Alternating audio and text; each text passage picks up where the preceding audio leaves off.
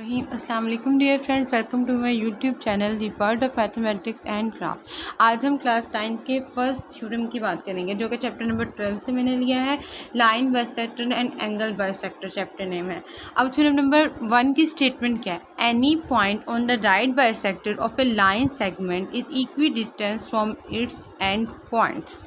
ये जो थ्योरम है ना, ये आपके एग्जाम में 8 मार्क्स का लॉन्ग क्वेश्चन होता है जो कि कंपलसरी होता है। या तो ये 12 चैप्टर से आता है या तो ये 16 चैप्टर में से आपके पास आता है। अब 12 चैप्टर से मैंने आपको पास फर्स्ट थ्योरम ले लिया है ना। एनी पॉइंट, एक पॉइंट हम ले रहे हैं जो कि एक लाइन सेगमेंट के राइट बाइसेक्टर से उसके एंड पॉइंट से उसका जो डिस्टेंस है वो क्या है, इक्वल है। ये बात हमने प्रूव करनी है। सबसे पहले हमारे पास जो थ्योरम होता है ना, इसमें हमने 4 चीज़ें लेकर चलनी होती हैं। एक तो गिवन होता है, एक टू प्रूव होता है, एक कंस्ट्रक्शन होती है, एक प्रूफ होता है। गिवन होता है उसमें जो हमें इस स्टेटमेंट में चीज़ें बता दी जाती है ना, हम वो लिखते हैं। और टू प्रूव में हम वो चीज़ें लिखते हैं जो कि हमने इसमें प्रूव करनी होती हैं। और जो कंस्ट्रक्शन, जो हमने एक्स्ट्रा चीज़ खुद से एडअप की होती है कंस्ट्रक्शन में, हम वो लिखते हैं। और जो प्रूफ है उसमें स्टेटमेंट्स होती हैं और रीज़न होती है कि हम एक चीज़ को लेकर चलते हैं और दूसरी चीज़ को बताते हैं कि ये जो है इस वजह से इसमें अमल में आई है। ठीक है। और इस तरह हमारे पास थ्योरम जो है वो कंप्लीट हो जाती है। ये 4 पार्ट्स होते हैं और इनके अलग अलग आपके पास नंबर होते हैं और एक नंबर आपके पास डायग्राम का भी होता है। अब सबसे पहले हम स्टेटमेंट की बात करेंगे कि एक चलेंगे। सबसे पहले तो हमें यहाँ एक बात बता दीजिए कि एक लाइन सेगमेंट है, एक पॉइंट है और उसका राइट बाइसेक्टर है। सिर्फ इस बात को फिलहाल आप लेके चलें। सबसे पहले एक लाइन सेगमेंट हम ड्रा कर देते हैं। आपको पता है लाइन सेगमेंट वो होती है जिसके हमारे पास एंड पॉइंट्स होते हैं, उसके पास जहाँ एरो नहीं होते। इसका मतलब ये भी ख़त्म हो गई, ये भी ख़त्म हो गई। इसके पास हमारे पास कोई एरो नहीं है, इसका मतलब ये लाइन आगे कंटिन्यू नहीं है, ये लाइन ख़त्म हो गई है। इसे हम नाम दे देते हैं ए का, इसको हम नाम दे देते हैं बी का। अब बात आती है राइट बाइसेक्टर की। बाइसेक्टर क्या है? बाई का मतलब होता है 2, बाइसेक्टर का मतलब होता है डिवीजन करना, यानी 2 हिस्सों में डिवाइड करते हैं। राइट बाइसेक्टर का मतलब ये है कि 90 के एंगल पे हम इस लाइन की 2 हिस्सों में क्या करें, डिवीजन कर रहे हैं। ठीक है, 2 हिस्सों में से क्या करें, हम डिवाइड कर रहे हैं। अब इसका राइट बाइसेक्टर, इसके बिल्कुल मिड में लाइन एक ड्रा कर देंगे। ये इस ए बी का क्या है, राइट बाइसेक्टर है। अब इस जो लाइन है ना, इसको हम नाम दे देते हैं। इसको हम नाम दे देते हैं, इस पॉइंट को हम नाम दे देते हैं एल का। इसको जो हम नाम दे देते हैं वो दे देते हैं एम का। याद रहे ये हमारे पास लाइन है, ये हमारे पास लाइन सेगमेंट है। लाइन सेगमेंट वो होती है जिसके एंड पॉइंट्स होते हैं और जो लाइन है ना उसके एंड पॉइंट्स नहीं होते, वो कंटिन्यू रहती है। अब उन्होंने हमें कहा है कि एक लाइन सेगमेंट है जिस पे राइट बाइसेक्टर है और जो राइट बाइसेक्टर वाली लाइन है ना उस पे एक पॉइंट है। Any point on the right bisector of A line segment, यानी एक पॉइंट है लाइन सेगमेंट के राइट बाइसेक्टर पे। तो यहाँ हम कोई भी एक पॉइंट ले लेते हैं, उसका नाम दे देते हैं पी का। और उन्होंने क्या है, is equi distance from it and points. जो ये पॉइंट है ना, ये ए और बी से इसका फासला जो है ना वो एक जैसा है, यानी वो इक्वी डिस्टेंट है। तो हम खुद से ना, अब हम लोगों ने प्रूफ जो करना है, हम यहाँ से यहाँ तक एक इमेजिनरी लाइन ड्रा कर देते हैं जो कि डॉटेड लाइन हमारे पास होती है, क्योंकि ये हमने खुद ड्रा की होती है। ये लाइन हमें बताई नहीं गई थी, ये हमने खुद से ड्रा की थी। ठीक है। अब हमारे पास जो P को हमने A से मैच किया, P से को B से मैच किया, ये हमने खुद कंस्ट्रक्ट किया। अब स्टेटमेंट दोबारा से ये हमने पॉइंट P ले लिया है जो कि इसके राइट बाइसेक्टर पे है। ये लाइन सेगमेंट के ऊपर था राइट बाइसेक्टर, और हमने ये प्रूव करना है कि जो P है ना वो इक्वी डिस्टेंस है फ्रॉम इट्स एंड पॉइंट्स। ये जो इतनी बात है ना, ये आपके पास गिवन थी और ये जो आगे है ना ये आपने प्रूव किया। ठीक है। अब हम यहाँ, अब राइट बाइसेक्टर था, इसका मतलब यहाँ 90 का एंगल था। हम इसके मिड पॉइंट को एक नाम दे देते हैं, हम इसको नाम दे देते हैं सी का। अब गिवन क्या था इसमें हमारे पास, गिवन क्या था? गिवन हमें ये था कि ए बी जो है वो एक लाइन सेगमेंट है और एल एम जो है वो इसका क्या है, राइट बाइसेक्टर है। इसका मतलब a line L M intersect the line segment A B at point C. इसका मतलब अलाइन, ये जो लाइन एल एम है, अलाइन एल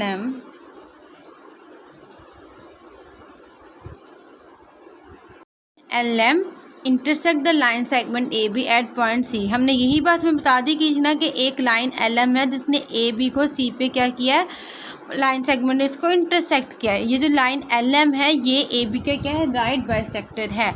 इसका मतलब एल एम जो है वो ए बी के क्या है, परपेंडिकुलर है। ठीक है। एल एम ए बी के परपेंडिकुलर कैसे है? एक लाइन दूसरी लाइन के परपेंडिकुलर तब होती है जब ये दोनों आपस में इंटरसेक्ट करते हैं 90 के एंगल बनाएं।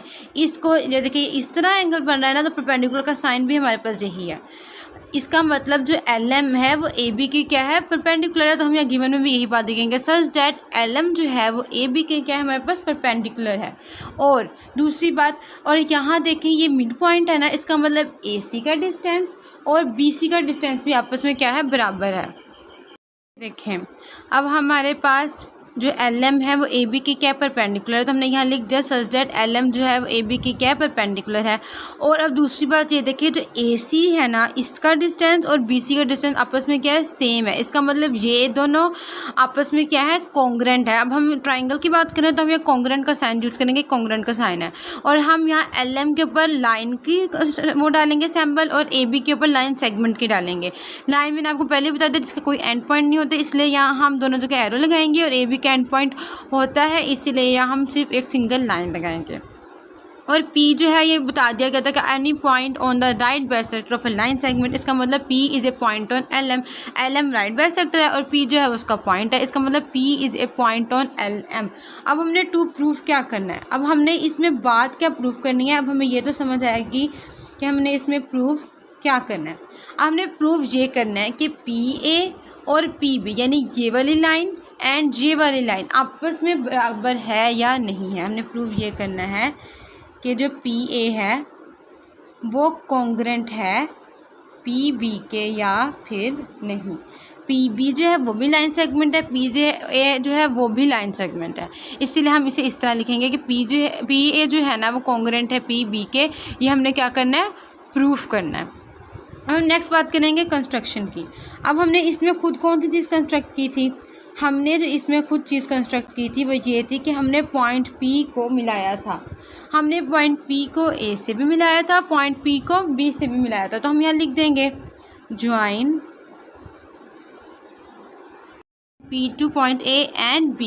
इसका मतलब हमने P को A से भी ज्वाइन किया, P को B से भी ज्वाइन किया। अब हमने प्रूफ क्या करना है कि PA जो है वो PB के बराबर है। अगर हम इन दोनों ट्राइंगल्स को आपस में इक्वल प्रूफ करा दें तो ऑटोमेटिकली ये प्रूफ हो जाएगा कि PA जो है वो PB के बराबर है। दो ट्राइंगल्स को इक्वल कैसे प्रूफ करा सकते हैं, अगर हमने दो ट्राइंगल्स को इक्वल प्रूफ करवाना होगा ना, तो हमने उनकी कोई सी भी तीन चीज़ों को ना आपस में इक्वल प्रूफ करवा देना है।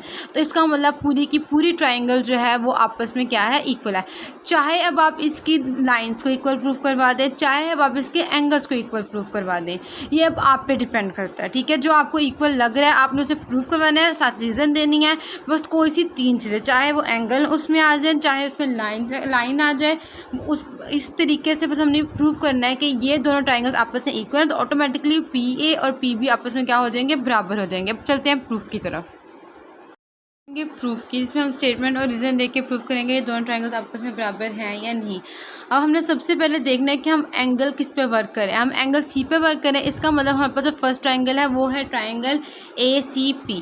ये याद रखिएगा, जिस भी एंगल पे हम वर्क कर रहे हो ना उसे हम दरमियान में लिखते हैं। इसका मतलब ट्राइंगल का नेम क्या बन जाएगा, ACP, और सेकेंड ट्राइंगल का नाम क्या बन जाएगा, BCP। अब हम लिखेंगे in triangle ACP and BCP, in triangle ACP and triangle BCP।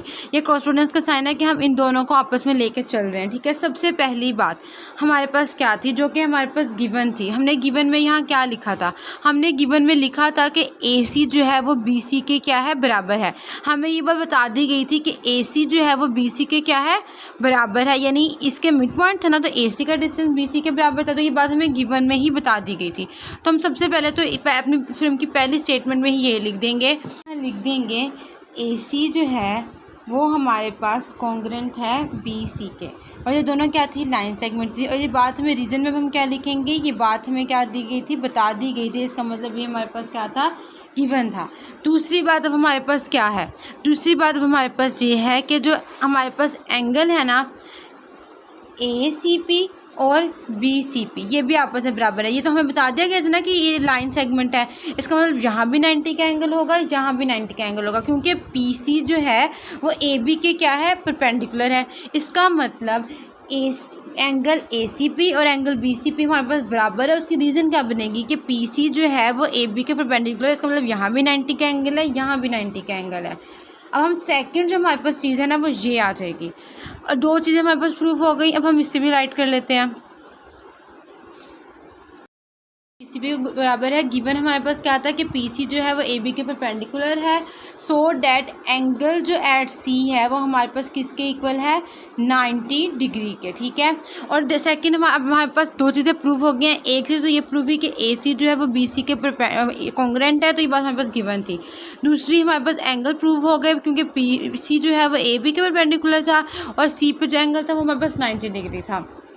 अब हमारे पास नेक्स्ट चीज़ क्या आ जाती है, अब हमारे पास पीसी जो है वो इस ट्रायंगल में भी मौजूद है, पीसी जो है वो इस ट्रायंगल में भी मौजूद है, तो इन दोनों में बात कॉमन है, इसका मतलब यहाँ भी होगा, ये यहाँ भी होगा। अब हमने तीसरी जो हमारे पास स्टेटमेंट आ रहा है वो हमारे पास ये आ गया, इसका मतलब ये 2 ट्रायंगल जो है ना ये आपस में इक्वल प्रूव हो चुकी हैं। ठीक, अब हम वो लिख देंगे, हमारे पास पीसी जो लाइन सेगमेंट थी वो इधर भी मौजूद थी और दूसरे ट्रायंगल में भी मौजूद थी। तो ये जो बात थी ये इन दोनों ट्रायंगल्स में क्या थी, हमारे पास ये हमारे पास कॉमन चीज़ थी दोनों ट्रायंगल्स में। ठीक है, अब इसका मतलब ये है कि हमारे पास जो ट्रायंगल ए सी पी है वो जो है वो कॉन्ग्रेंट है ट्रायंगल बी सी पी के। अब हमारे पास क्या क्या चीज़ें प्रूफ हुई पहले हम ये देखेंगे। ये था हमारे पास साइड प्रूफ हुई थी, ये मैं आपको समझाने के लिए लिख रहा हूँ, अपने पेपर में नहीं ऐसे लिख देना यहाँ पे। ठीक है, ये हमारे पास साइड प्रूव हुई, ये हमारे पास एंगल प्रूव हुआ, ये हमारे पास फिर साइड प्रूव हुई। तो हमारे पास ये कौन सा पोस्टुलेट बना है, ये हमारे पास SAS पोस्टुलेट बना है। तो इन ट्रायंगल्स को हमने इक्वल कैसे प्रूव किया, हमने पहले साइड को इक्वल प्रूव किया था, देन हमने एंगल को इक्वल प्रूव किया था, देन हमने फिर साइड को इक्वल प्रूव किया था। इसका मतलब ये हमारे पास बना है SAS पोस्टुलेट। जिस तरह हम लोगों ने ट्रायंगल्स को इक्वल प्रूव करते जाना है ना, उसका वही पोस्टुलेट बनेगा। अगर हम तीनों साइड्स को इक्वल प्रूव करते तो यहाँ हम SS पोस्टुलेट लिख देते। अब हमने एंगल, साइड, एंगल और उसको साइड को ही दोबारा प्रूव किया, इस वजह से हमारे पास एक कौन सा पोस्टुलेट है, SAS पोस्टुलेट है। अब हमारे पास ये बात प्रूव हो चुकी है कि ट्रायंगल इक्वल है, हैंस इसका मतलब सिंपल सी बात ये है जो हमने प्रूव अपनी स्टेटमेंट में करना था कि P ऑफ A जो है वो P ऑफ B के जो वो क्या है, कॉन्ग्रेंट है। मैंने आपको पहले ही बता दिया था अगर एक ट्रायंगल की हम 3 चीज़ों को आपस में इक्वल प्रूफ कर दें तो इसका मतलब पूरी ट्रायंगल आपस में दोनों क्या हो जाती हैं, बराबर हो जाते हैं। इसका मतलब ईच साइड ईच लेंथ आपस में बराबर है। इट मीन्स कि P ऑफ A जो है P ऑफ B के बराबर है, कॉन्ग्रेंट है। इसी तरह हमारे थ्योरम का प्रूफ कंप्लीट हो चुका है। मेरे वीडियोज़ को लाइक और सब्सक्राइब ज़रूर कीजिएगा, और अगर आपका कोई भी क्वेश्चन हो तो आप मुझसे कमेंट सेक्शन में पूछ सकते हैं।